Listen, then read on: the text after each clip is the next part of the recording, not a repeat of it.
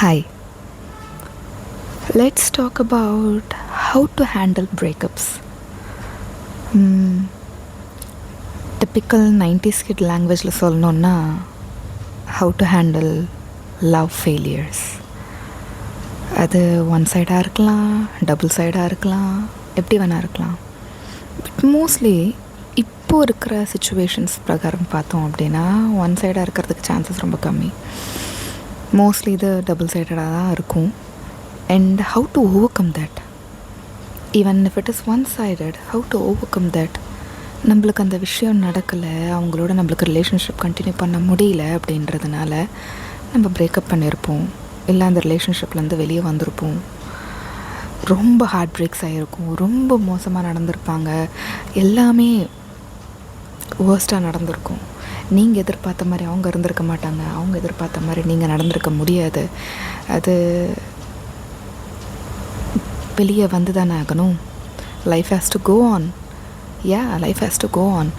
But that doesn't mean that நீங்கள் உடனே வந்துட்டு ஒரு ரிலேஷன்ஷிப்லேருந்து இன்னொரு ரிலேஷன்ஷிப் டக்குன்னு தாவணும்னு கிடையாது.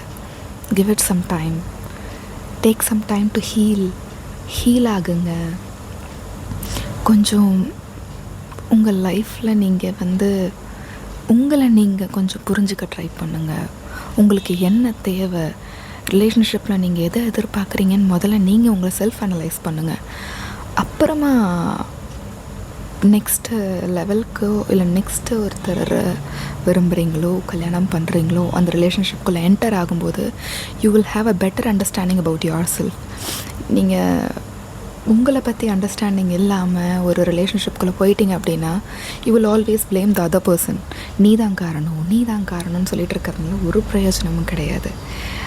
நம்ம அந்த ரிலேஷன்ஷிப்பில் எப்படி பங்களிக்க முடியும், எப்படி நம்மளுடைய பொசிஷனை நம்மளுடைய பிளேஸில் இருந்து எப்படி நம்ம நடந்துக்க முடியுன்றதை நம்ம ஃபஸ்ட்டு ஒரு ஸ்திரமான தாட்ஸ் வச்சு நம்ம டிசைட் பண்ணிக்கிட்டோம் அப்படின்னா அந்த ரிலேஷன்ஷிப்குள்ளே நம்மளாலையும் சர்வைவ் பண்ண முடியும், அவங்களாலேயும் வந்துட்டு ஈஸியாக நேவிகேட் பண்ண முடியும்.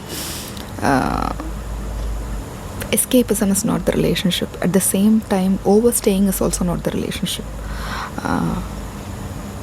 Just take time to muse upon your own self. சும்மா தாவி இருக்கிறது it is not good for our own self. இது அழுத்து போச்சா நெக்ஸ்ட்டு, அது அழுத்து போச்சா நெக்ஸ்ட்டு கிடையாது.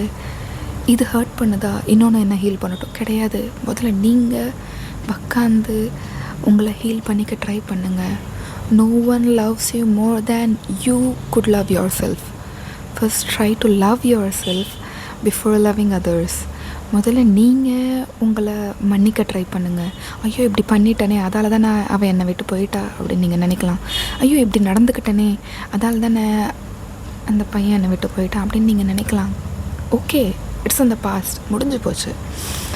முடிஞ்சு போன விஷயத்த மறுபடியும் யோசிச்சு நோ யூஸ் அட் ஆல். முடிஞ்சு போயிடுச்சு. இப்போ அதிலேருந்து ஹீல் ஆகிட்டு வெளியே வரணும். Don't do the same mistake again in the next relationship.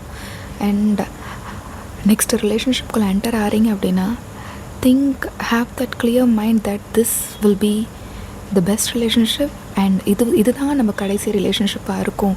இதுக்கு மேலே வேறு எந்த ரிலேஷன்ஷிப்ஸ்க்கும் போக முடியாத அளவுக்கு ஒரு நல்ல ரிலேஷன்ஷிப்பை தான் நான் சூஸ் பண்ண போகிறேன்ட்டு take some time. Don't just hop in to another relationship. Relationship is a lifelong commitment. Down through the years it has changed a lot. Let us go back to the roots, right? என்னடா இவ English தமிழ்னு எல்லாம் கலந்து அடிக்கிறா அப்படின்னு சொல்லி யோசிக்கலாம். ஏதோ எனக்கு தெரிஞ்ச பாணியில் நான் பேசுகிறேன். Hope I will learn to and I will develop to. Thanks for listening.